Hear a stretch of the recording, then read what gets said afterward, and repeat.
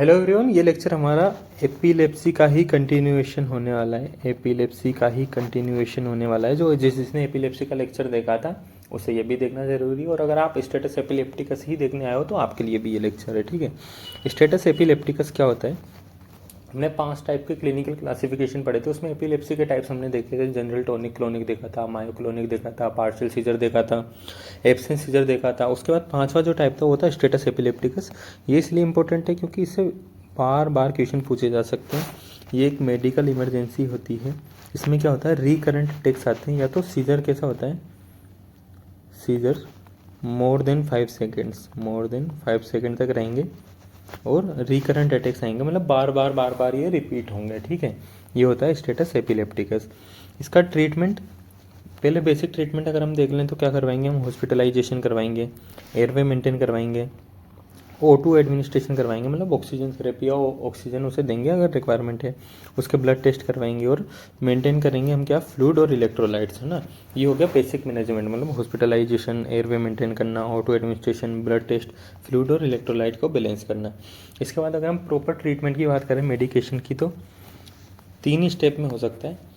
पहला हम स्टेप करेंगे, अगर उसके बाद भी एपिलेप्सी हो रहा या सीजर कंटिन्यू रहे तो स्टेप 2 पे जाएंगे, और अगर उसके बाद भी सीजर्स आते रहे तो स्टेप 3 पे जाएंगे। ठीक है, स्टेप 1 में हम उसे क्या देंगे, या तो हम देंगे लोराजेपाम 0.1 मिलीग्राम पर केजी आईवी, या हम देंगे उसे डाइएजेपाम 10 mg आईवी। ठीक है, या तो देंगे लोराजेपाम या डाइएजेपाम। और डाइएजेपाम कैसे देना है, रिपीट करना है हर 10 मिनट बाद। हर 10 मिनट बाद हमें रिपीट करना है जब तक वो ज़रूरत हमें लग रही है। ठीक है, ये सब देने के बाद हम क्या करेंगे, वॉच फॉर हाइपोटेंशन और रेस्पिरेटरी डिप्रेशन, मतलब जब हम ये ट्रीटमेंट देंगे तो हम उसे पेशेंट को मॉनिटर भी करना है, हमें देखता रहना है कोई रेस्पिरेटरी डिप्रेशन तो नहीं आ गया, हाइपोटेंशन तो नहीं आ गई। ठीक है, और लोराजेपाम या डाइएजेपाम में से कोई एक ड्रग तो देंगे। उसके अलावा एक ड्रग हम किस में से देंगे, फोस्फेनाइटोइन या फिनाइटोइन में से।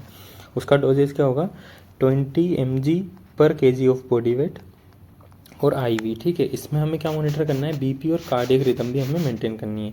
तो स्टेप 1 क्या होगा, या तो लोराजेपाम और डाइएजेपाम में से कुछ एक देंगे, या फोस्फेनाइटोइन और फिनाइटोइन में से कुछ एक देंगे। इन दोनों में से कोई एक एक ड्रग देंगे, और हम क्या क्या देंगे, hypotension, respiratory depression, BP monitor करना और कार्डियक रिदम को देखना। ठीक है, इसके बाद भी अगर सीजर्स कंटिन्यू रहते हैं तो हम स्टेप 2 पे आएंगे।